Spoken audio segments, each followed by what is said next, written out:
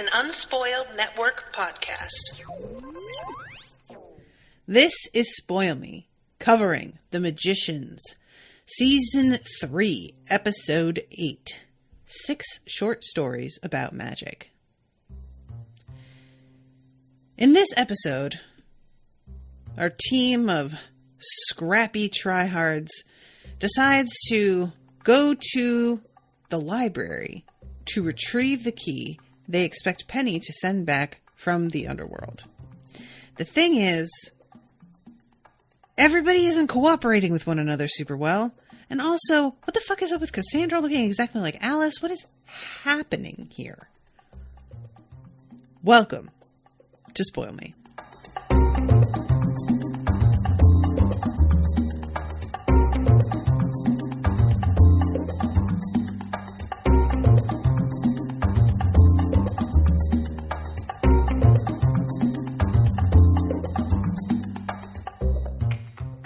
Welcome to the show, everybody. I am Natasha.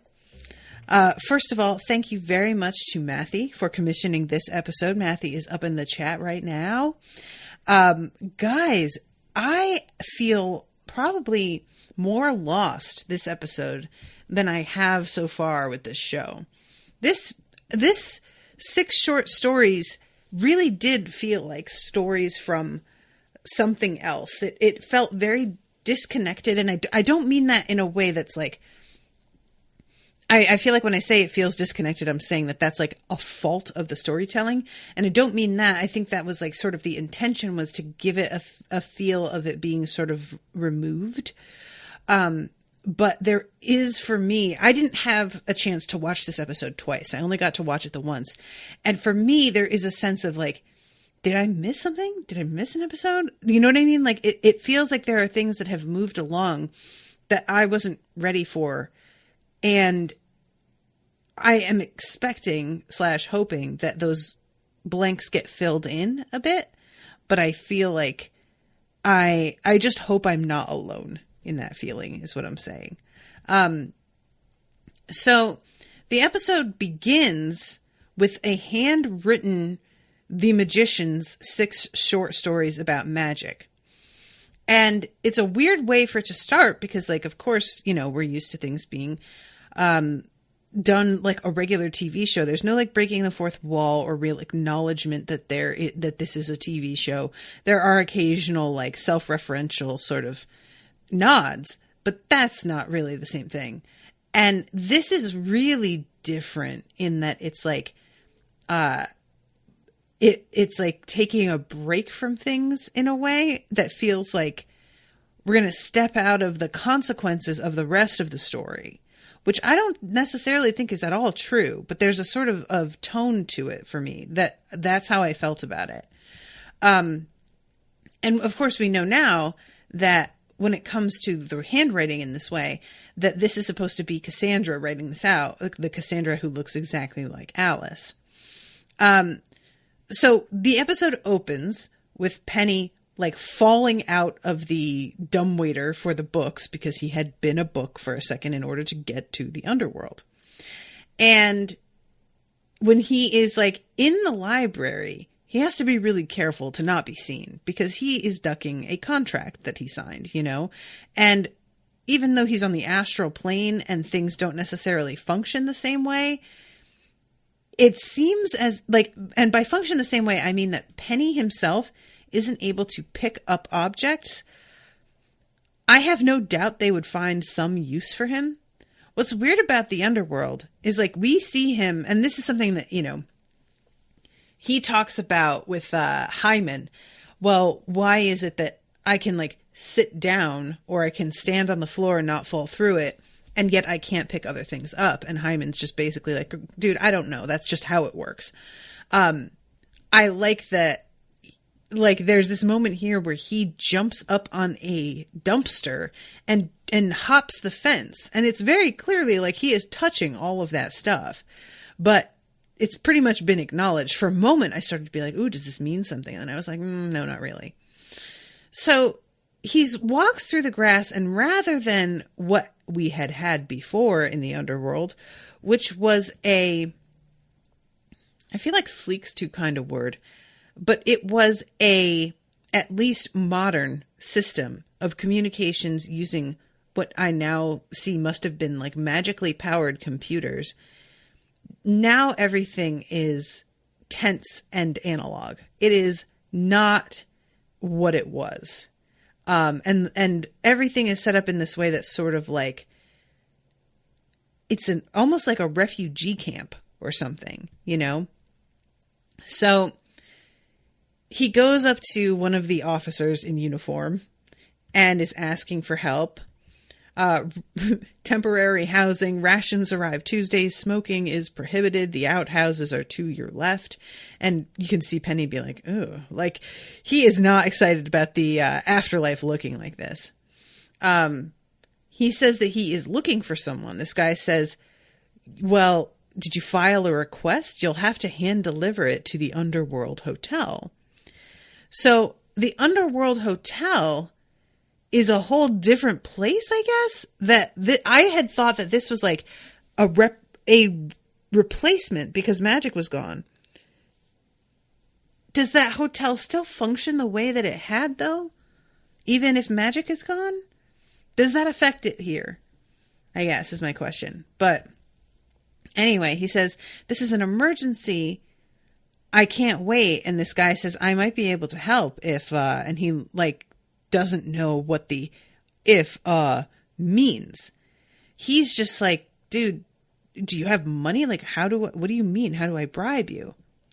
It turns out that what they all want to know is how Game of Thrones ended. So, guys, first of all, I think we can all just assume, right? Penny's never seen the show, has no idea how it ends, and just makes this up, right? They just all are so desperate for any sort of ending to the story that they are willing to accept whatever the hell he tells them. But yeah, he most definitely does not know what the hell is going on. It's an amazing idea, though. I really love that like we died and we don't get to find out how the show ended, man. Like, come on, tell us how the show ended. That seems legit to me. Like, how many people are going to die before Song of Ice and Fire series is finished, if it's ever finished at all?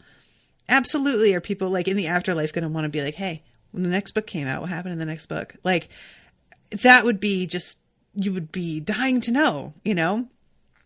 Until eventually the actual author dies. And then you could quiz the author, maybe. That would be interesting. So anyway, he eventually gets what he needs. And he goes and finds, what is this guy's name? Bernard? I keep wanting to say something with a B. Benedict. That's what it is.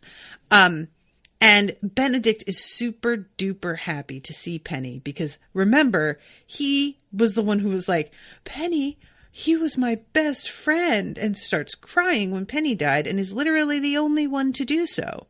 And Penny remembers this, but isn't expecting the kind of greeting that he gets, nevertheless. And Benedict kind of lies to Penny about the key because he suspects that Penny is only here for the key and wants to keep him here. He's like, oh yeah, you're going to take the key and you're just going to bounce, but I'll do something to keep you searching for it so that you don't leave. So he tells him, who does he say has it? Let's see, because we're friends, it's not that, and he tells him, look, it's not that we're not friends. And he says the library took it. That's right. And Penny's like, I just got out of there.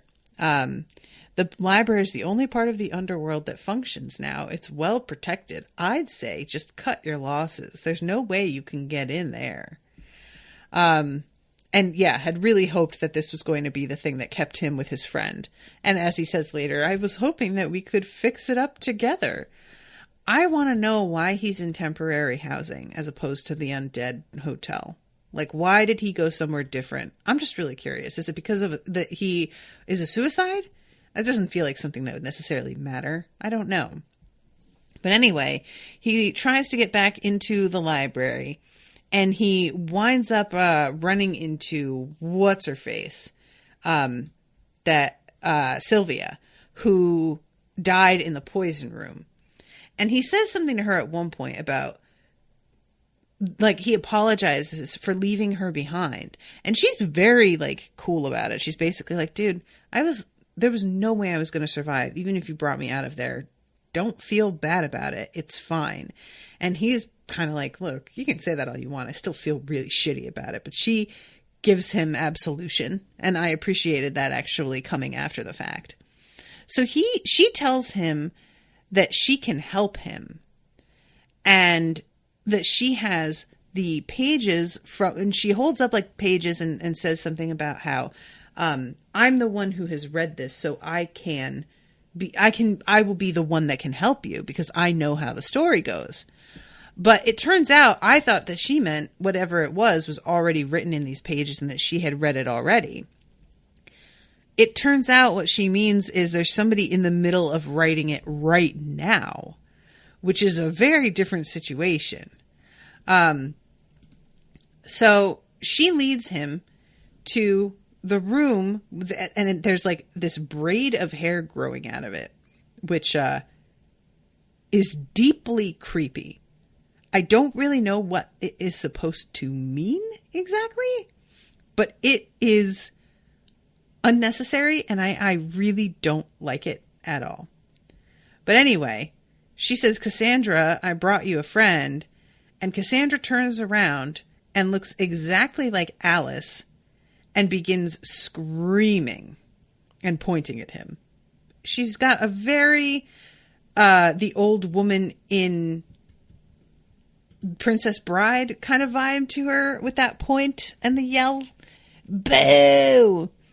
But yeah, what the fuck? Like, all I can think is that somehow Alice,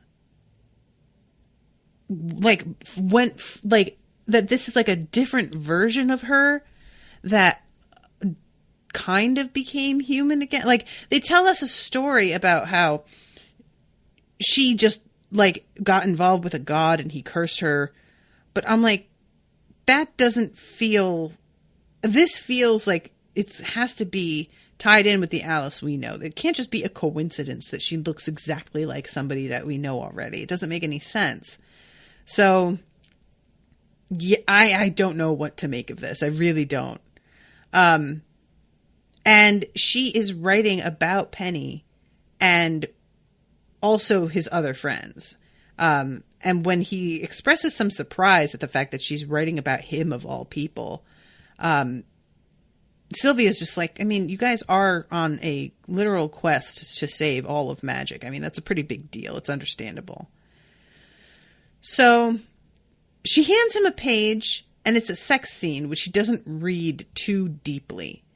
And we find out later that was to his detriment. Like, he should be paying a little bit more attention. And then we jump to Poppy. And it's post-coital, her and Quentin. And Quentin's already being like, I'm worried that our plan won't work. To which she's like, God damn it. I thought that we were like, that our sex was going to take your mind off of this. And apparently that didn't work at all. And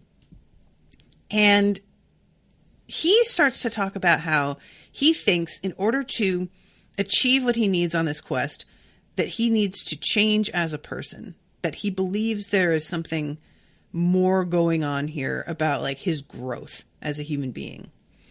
Poppy isn't buying that. She is basically like, look, things started to work out for me once I stopped fighting who I am and kept trying to change as a person. Maybe part of your mission is learning to accept who you are and the consequences of who you are. This is a really, it's a riddled issue for me. On the one hand, I get what she's saying about not constantly trying to pretend to be someone else, but being a better version of yourself and pretending to be someone else are not the same thing. And to me, she sounds like she is simply making an excuse for being a shitty person. That's the vibe I'm getting. She's like, well, I'm very self-interested and I just sort of decided to accept that about myself. Okay, well, when you have a lot of self-interest, it would be in your self-interest to just act like that's fine. Right? Like, I don't buy it. I feel, and I can't tell if the show wants me to buy it or if this is supposed to be a bit of a red flag. Do they want me to take this at face value? Because I'm kind of not doing that. I'm sort of like side-eyeing the hell out of her. And I just am not really sure how seriously to take this. It feels like when she says it, Quentin seems to take it pretty to heart. But I just don't necessarily feel like this is advice coming from the best place or a person whose advice you should be willing to take. Like, if she is self-interested, it could be her self-interest to give this advice as well. Her motivations are not for the greater good or out of concern. Like, she says that her self-interest is to bring back magic, but it's not necessarily to do, like, when it's just the overall to bring back magic, at the moment that matches up with what Quentin is trying to do, that is not necessarily how it will stay, you know? I don't know. I am very suspicious of this, is all I'm saying. So then let's see. Where do we go with that? Oh yeah, she runs into Alice in the hallway and she sort of acts like, oh, are we about to be weird with each other? And Alice is very not worried about it. She says, I'm more worried about how he's about to get killed, robbing the library. I don't know how Alice found out that this was what they were planning on doing. I may have just it might have been a small detail that I forgot, but she asks how they're going to get there. And Poppy says, we have a traveler and she is going to build a bridge. And this apparently requires blood because it needs to be her DNA. She's going to build a mirror bridge. And she starts to say all we need is, and Alice interrupts, PhD level skill and patience and more traveler blood than she has in her entire body. What now? And this just seems to not bother Poppy at all. Later on, Poppy's all of a sudden like, oh, this isn't worth Victoria's life to Quentin. I mean, you just seemed very unconcerned about that here. I just don't really understand Poppy as a character. I feel like they make her motivations in any given scene whatever her motivations need to be in order to get a character to do a thing she wants them to do. And thus, whatever a character needs to do for the plot to move in the direction that it does. It just feels a little bit clumsy, I guess. I just don't really get her. I don't know. And it's a weird thing to me how she has dropped into the story and is suddenly being made as much a part of it as she is. You know, it just feels like, I don't know. I don't get what they're doing here. But anyway, the idea of the mirror bridge is pretty cool. I will say that it's like, you know, literally from one mirror to another mirror in a different place. But yeah, Alice is like saying they are really, really meant to be a short distance traveler, like tool. As she says, like a few hundred miles apart max. And usually that's done by hedge witches. And Poppy sort of tries to seize on that and be like, well, you know, we are better than hedge witches. But Alice is like, yeah, light years better. Like, the distance is going to change everything about the calculations that you're trying to do. If you're not perfect, Victoria dies. And then we hop right to the meeting in which Victoria is like, oh, okay, well, fuck this. And everybody's sort of like, come on, lady, help us. And Victoria is very clear. I didn't want to help y'all anyway. You convinced me to do this. And at this point, now that I know that I could die, I am even less interested. And Alice isn't going to help them with making the calculations. I don't understand why not. I don't get if she, like, Alice still has some of the abilities that she had as a Niffin, right? She is able to, for example, still read really, really fast. How long could it take for Alice to help them with the calculations? Is it just, oh, I think that this is a stupid plan? Like, what other option do you think there is, though? I guess I'm missing a conversation with Alice, is what I wanted to have happen. Not a conversation with Alice and fucking Poppy, why do I care about what the fuck Poppy says? I want a conversation between Alice and the entire team about what it is that they're planning to do as a group. And instead we're getting this like weird half-involved Alice that like keeps appearing here and there. I don't know. I don't know why it's being handled this way. So at this point, Poppy demands of Katie, what is Harriet after? And Katie is just kind of like, well, what do you mean? And Poppy says, if we're going to risk our lives to help her, we deserve to know why. What does she mean if we're going to risk our lives to help her? What did Harriet ask for? Is it just to get her into the library with them? Because Katie had asked Harriet for help on doing what it is they need to do here and said that she would let her friends... is that it? All it is that we're risking our lives to help her get into the library? I mean, you're going there anyway. Bringing her along doesn't feel like it's that much of a undertaking. She's just gonna tag, Let's see. Katie says, library's been searching for this thing called the Alexandria cell. It's a huge battery. Oh, that's right. I totally forgot about this. See, all these fucking batteries. I'm losing patience with this. It appears the battery isn't even a real thing. It turns out that it's what appears to be powdered fairy bodies, which is really, really horrifying. So I don't know if the Alexandria cell is actually real and is simply not, the library is not in possession of it, or if they are lying about it altogether in order to cover for the fact that they are doing something absolutely barbaric in order to continue using magic. I would put money on that second one, that they're just straight up lying about it and saying that that's how they have magic.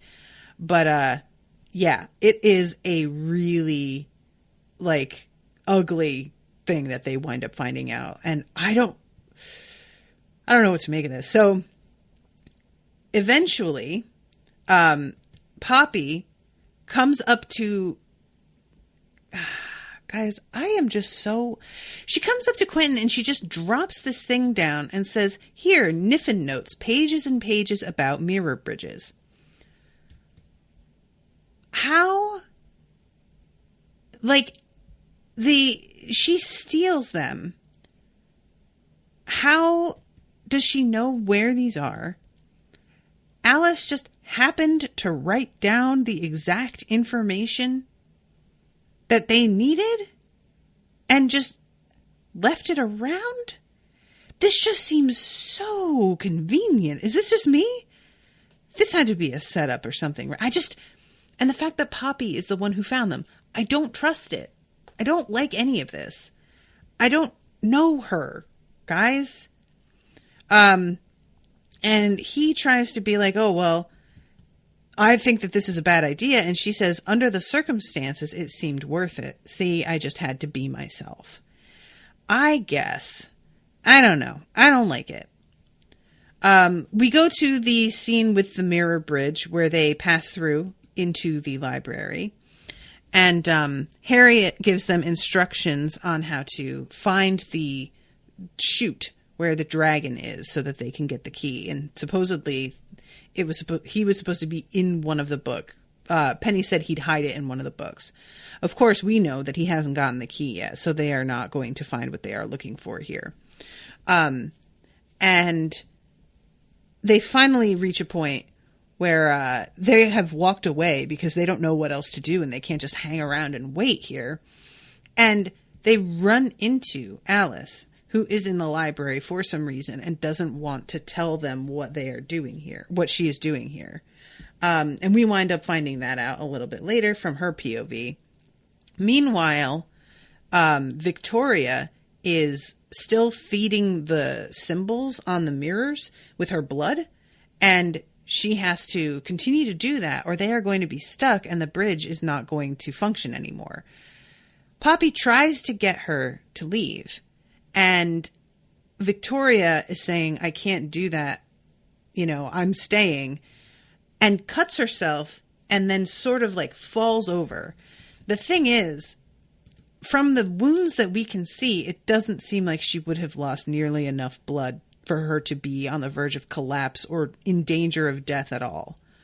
But I guess we're just supposed to take it on faith that there's a lot of blood going into the mirror and being maybe absorbed by it that we can't see, I suppose.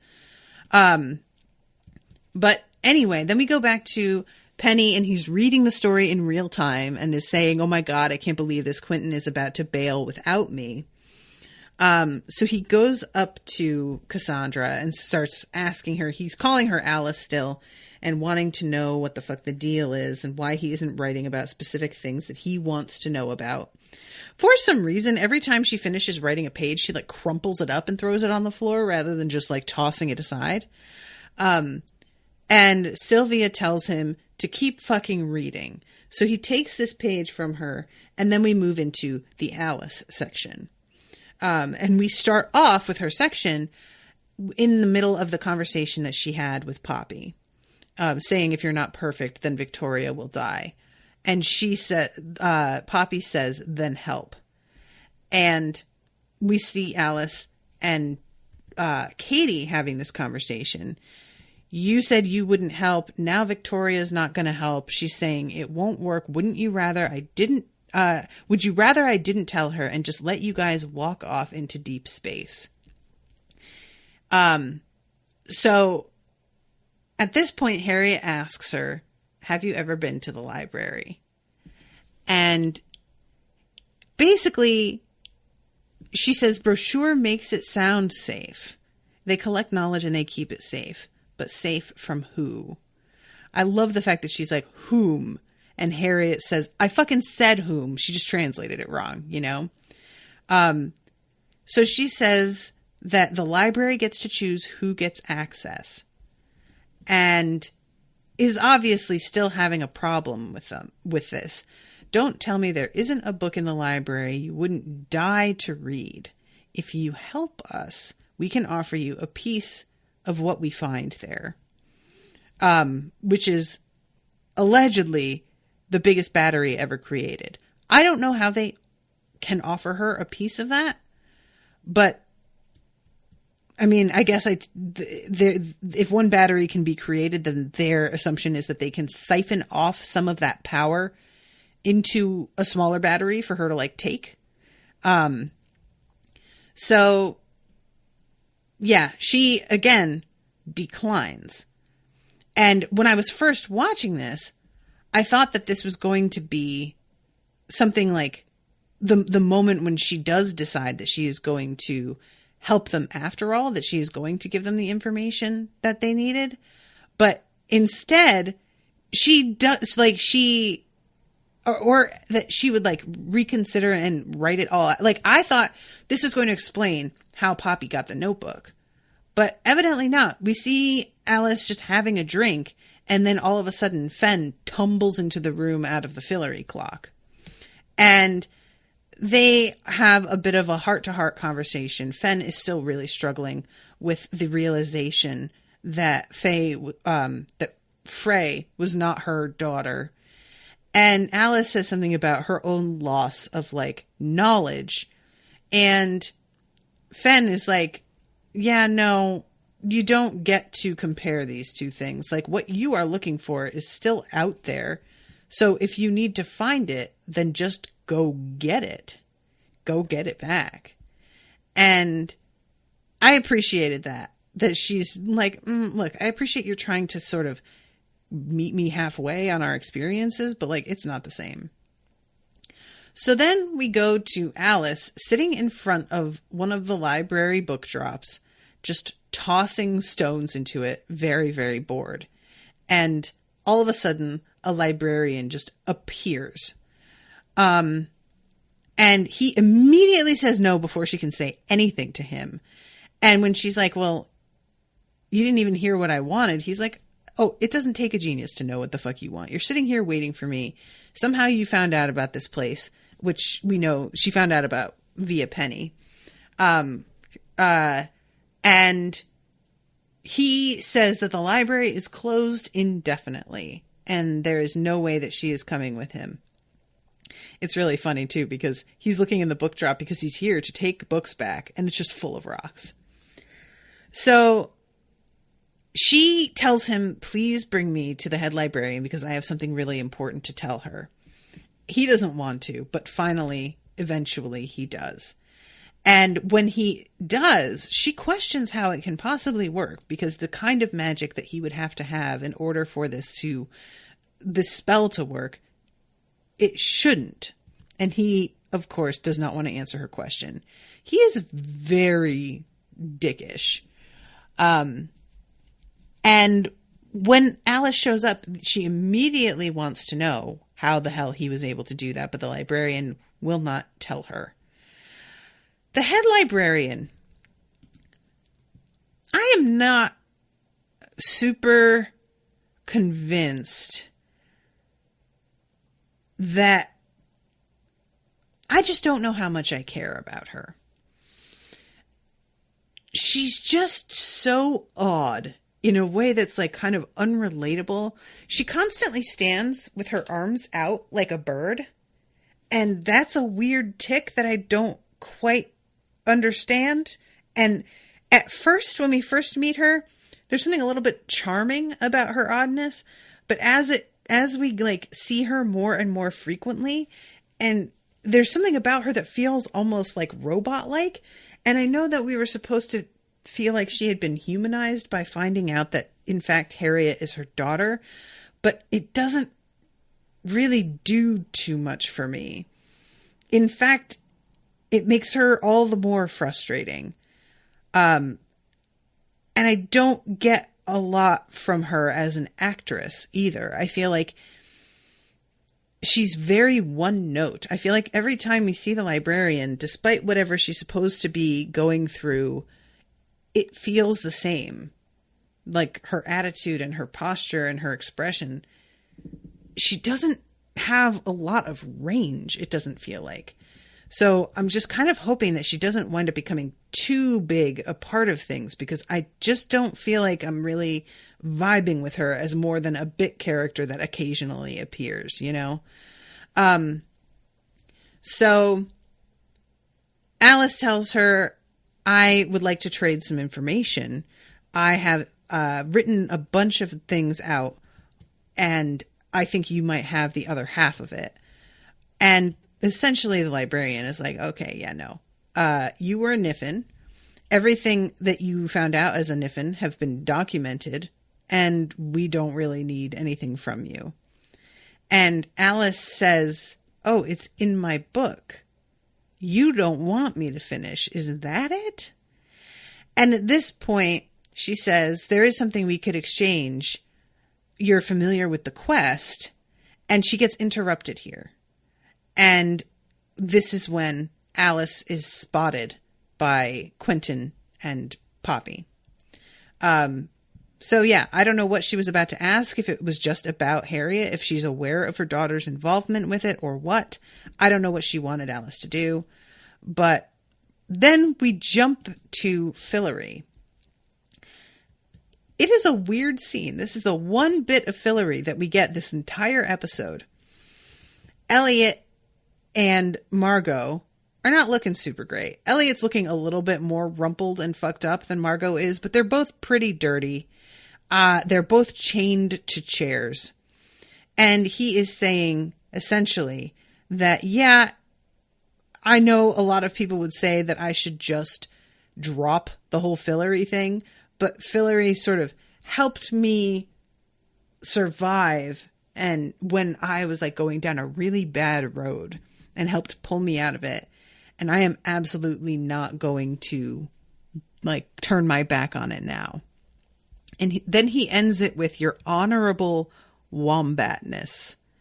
And the camera lowers and we just see like the edge of like a white curly wig, it looks like. But then Penny says, why is he talking to a marsupial?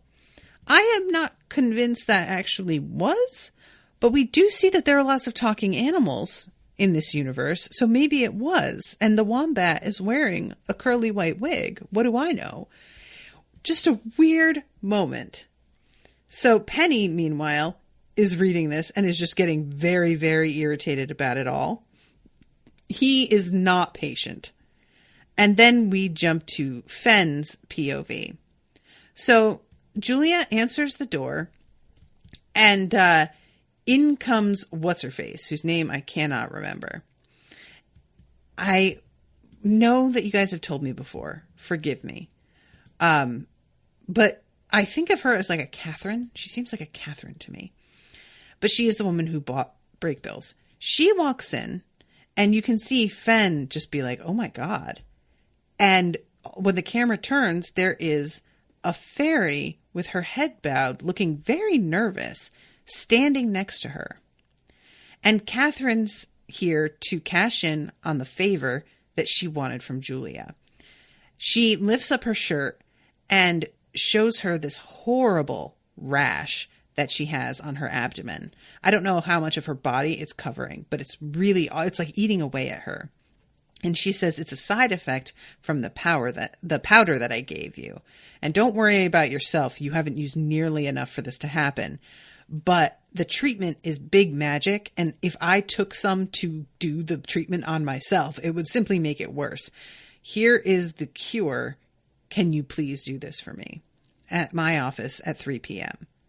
So she leaves, and immediately Fenn goes and tells Julia about the fairy and about the fact that like something is definitely going on with this chick, because she didn't tell you about any of this. She isn't like explaining to people what's going on, but it was standing right by her.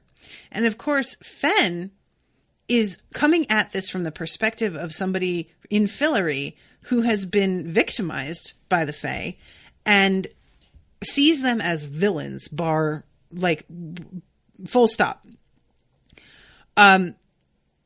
Julia, however, is hearing Fenn's version of this, and she's just like, what you're saying just doesn't make a ton of sense.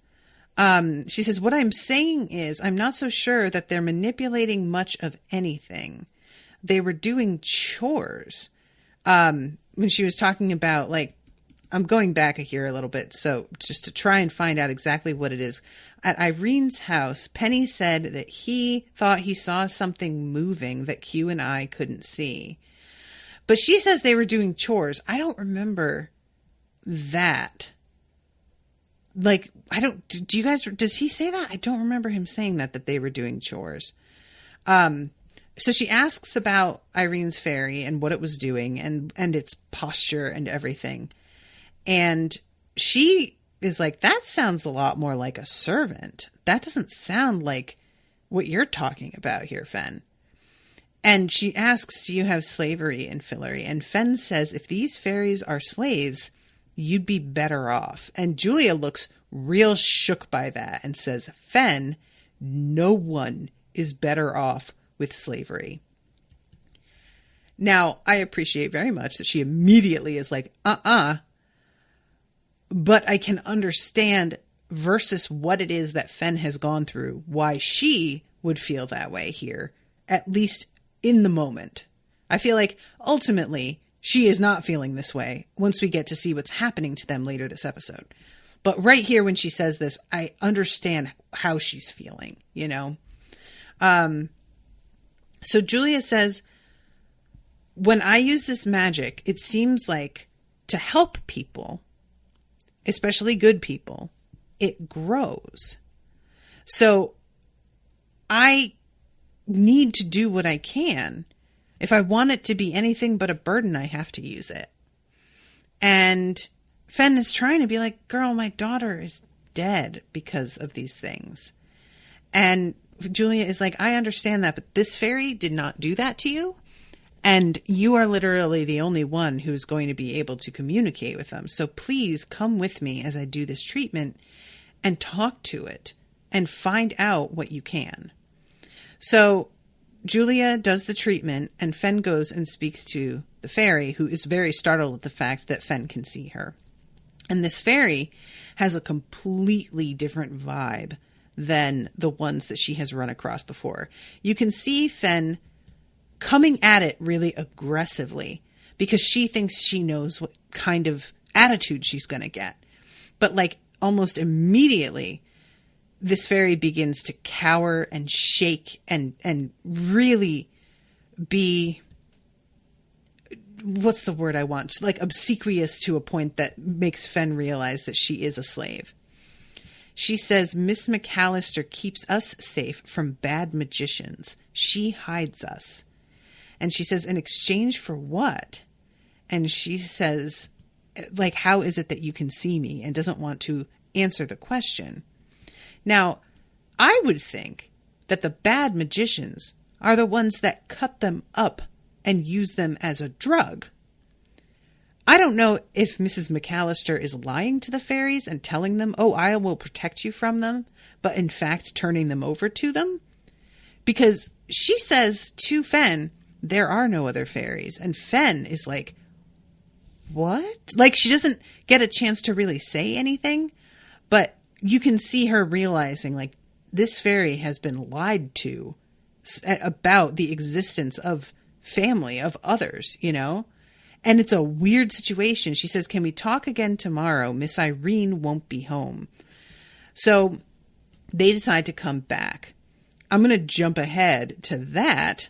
But she is just, I appreciate Fen immediately changing her tune on this, because she just starts off like very, like I said, aggressive, and almost immediately is able to read the body language and sense what the hell is going on. So they are wandering around the grounds of the house because they cannot find Sky, which is the name of the fairy. And there is a shed out back, and they finally break into this. I don't know. I guess they're searching every like outbuilding, but they don't want to break into the main house. So they're hoping that the fairy is somewhere else. And when they come in, they find Sky. She is, I'm not sure, she's got to be just unconscious, I think. And she is on this table. It's really weird because Julia, because she can't see a fairy, she can't even see all of the blood that is on the fabric that's laying there either.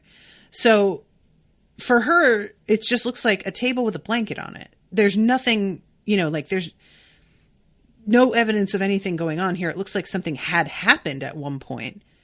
But what Fen is seeing is very, very brutal and fucked up. Like there's a huge drill laying next to her as well. And like, I don't imagine that they used the drill to take her leg off. But what the fuck were they doing with it then? And Julia sees all of these little bottles and the powder sitting next to the table. And she says, that's what the powder is made of. And Fen is trying to talk to the fairy, but the fairy is really out of it. She says, what happened to you? And Julia says, Irene did. So what the fuck? Like, what are we doing here? They're just, can the fairies like grow limbs back? Is that a thing? What is she telling them about? She's just lying to them about their existence, right? And how many of them are left and the kind of power that they have, I would imagine. She's doing to them what the fairies are doing back in Fillory to human beings. It's like does she, God, I don't know. So then we get the Harriet part of the story. This was really neat. They take the audio down to almost nothing. There's a tiny bit of it occasionally when there's like loud footsteps, but mostly it's dead silent and everything is happening with signing. And I thought that this was pretty neat. So we see her as a little girl, and it turns out that the head librarian is her mom. And her mom is very protective of her and is very worried about the world outside. Understandably, because she is a woman who knows a lot more than the average person about everything that is out there. But yeah, she is frustrated because her daughter went out and was looking for Fillory and was wandering around for hours before coming home. And she says something about how time works really differently and that you think you've only been gone a few hours, but for all you know, by the time you got back here, you could have been full grown and you wouldn't know what the hell had happened to you. But she does seem almost pleased that Harriet found Fillory. She seems to be pretty indulgent about it, and it's just well, did you find it? Okay. It's almost like if a kid found the stash of ice cream and got into it a little bit, you'd be like, well, all right, at least I hope you had some fun. And she tries to tell her, when I was a girl, she says, I saw too much too young. And she gets a little bit emotional here and is trying to explain to her, you can see these worlds via the books that we have here. You can explore all of this safely from a place where you won't be subjected to what I was subjected to. Of course, as viewers, we have no idea what the librarian went through. So who knows what that meant for her. But her daughter, understandably, is just reading books about things other people did isn't what I want. I want to go out and do the things. The stories are about people who are out here doing things.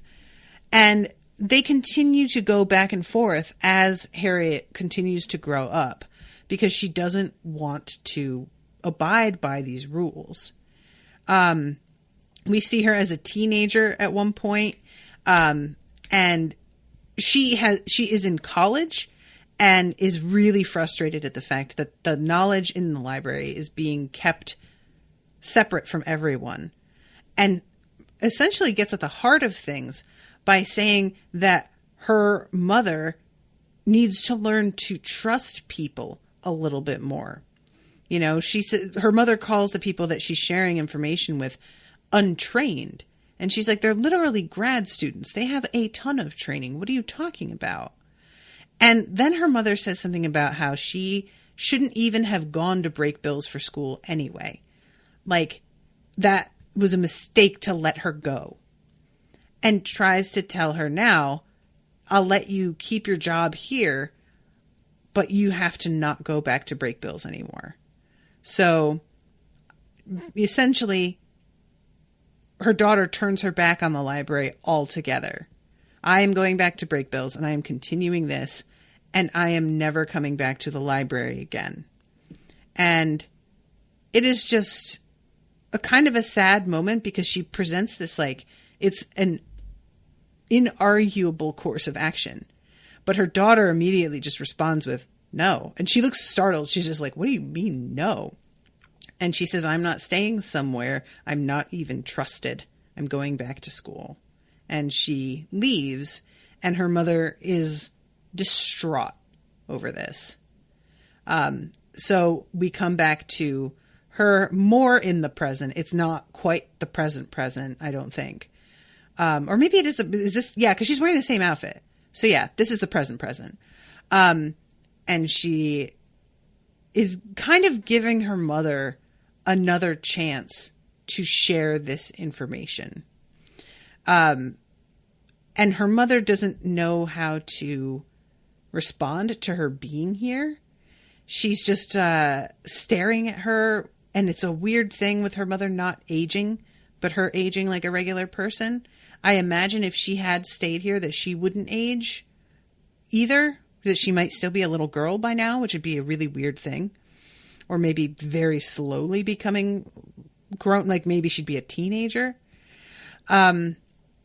So the librarian gives her the book that she is looking for, which is something about like summoning elementals or conjuring elementals.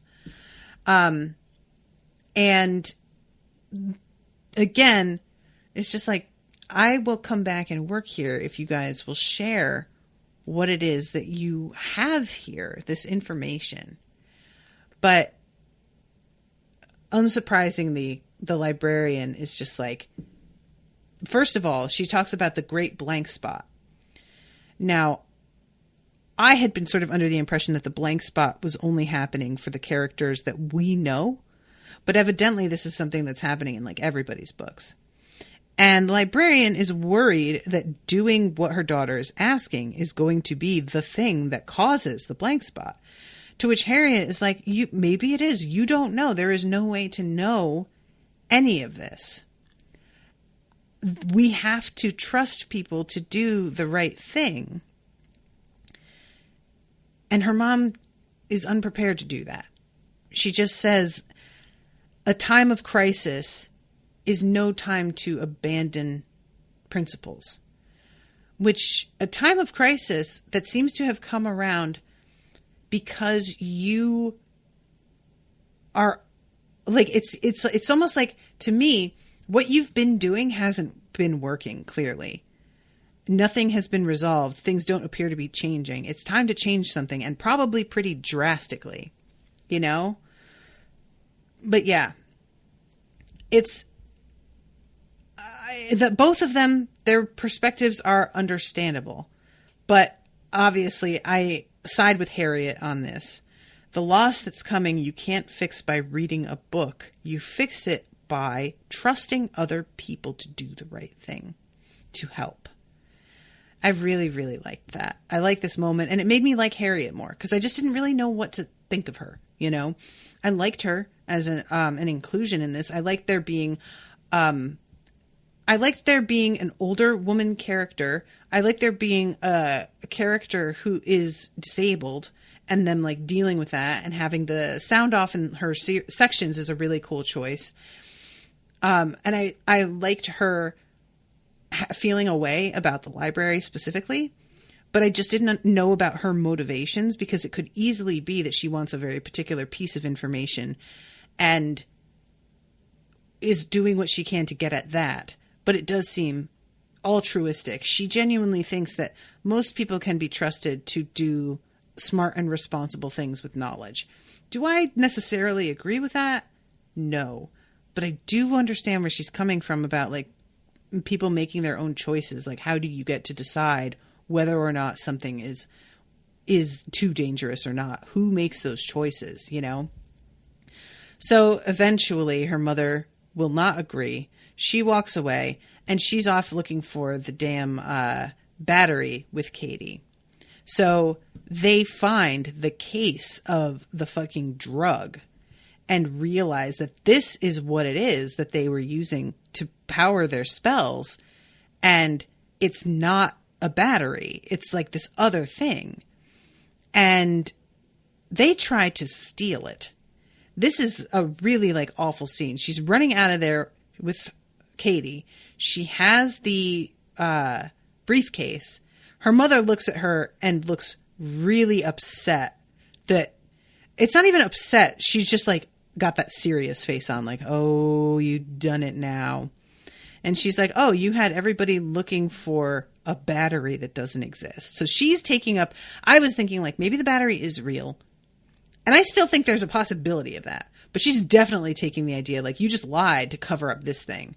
And she says sometimes a carefully chosen lie can be valuable as the truth. Again, even though the librarian says it's a lie, there's no reason to trust this librarian, obviously. That battery could very well be a thing. And the librarian is lying to her right now about it. Like, there's no reason to think that she's not.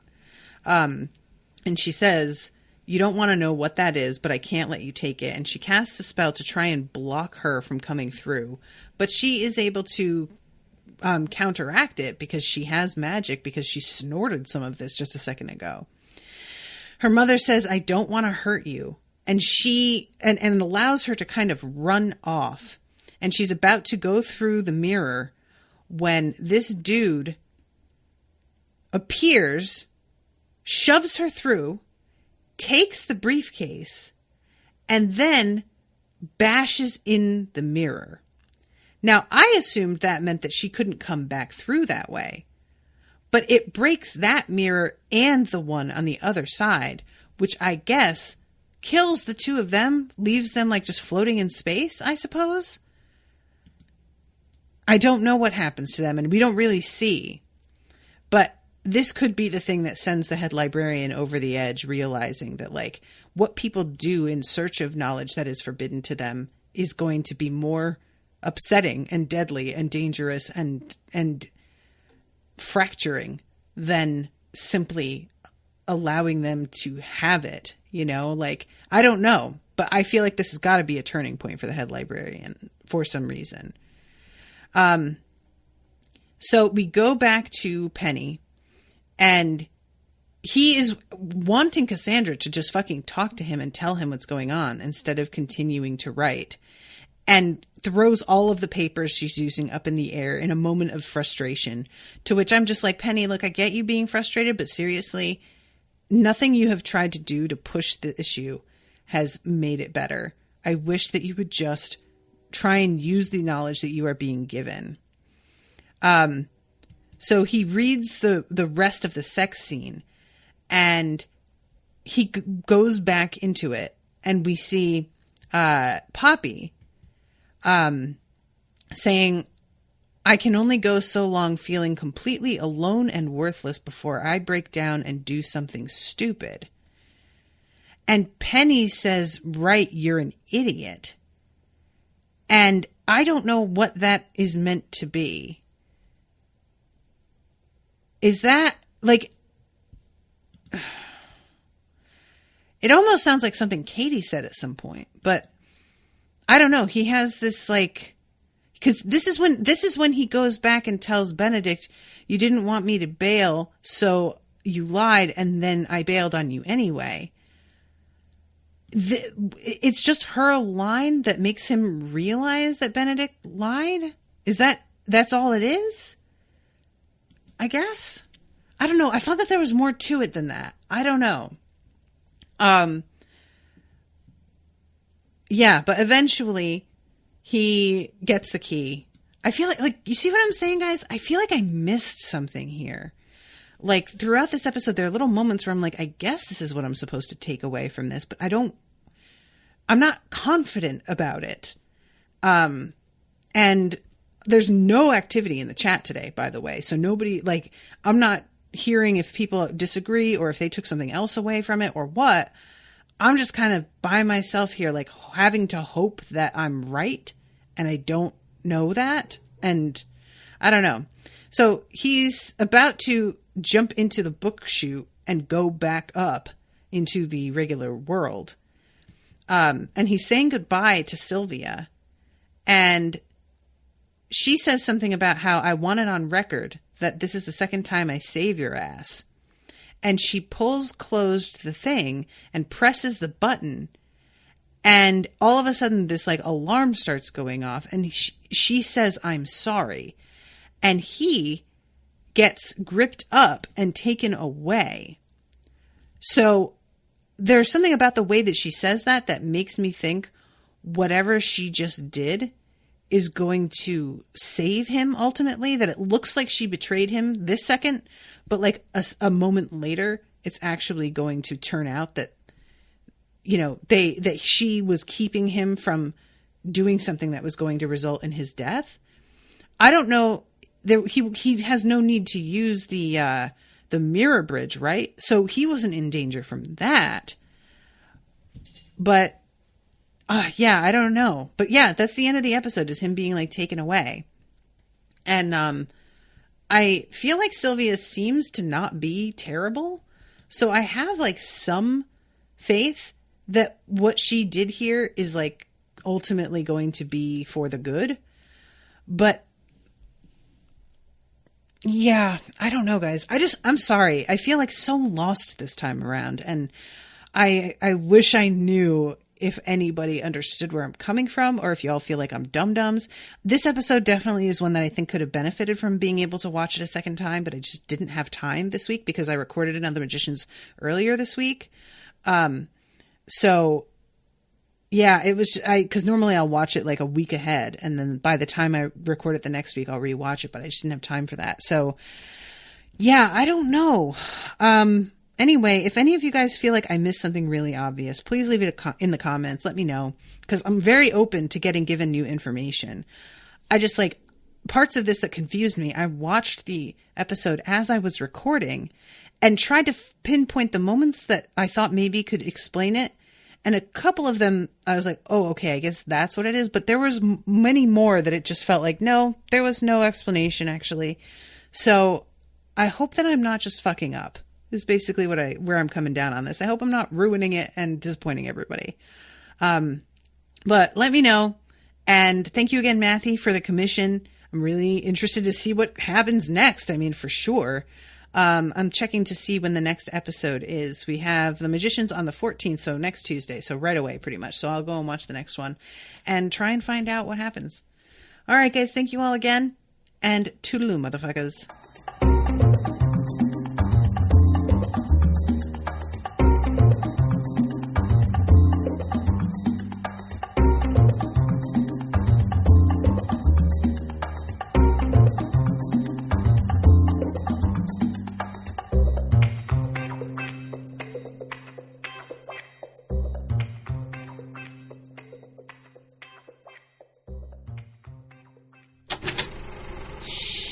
That was an Unspoiled Network podcast.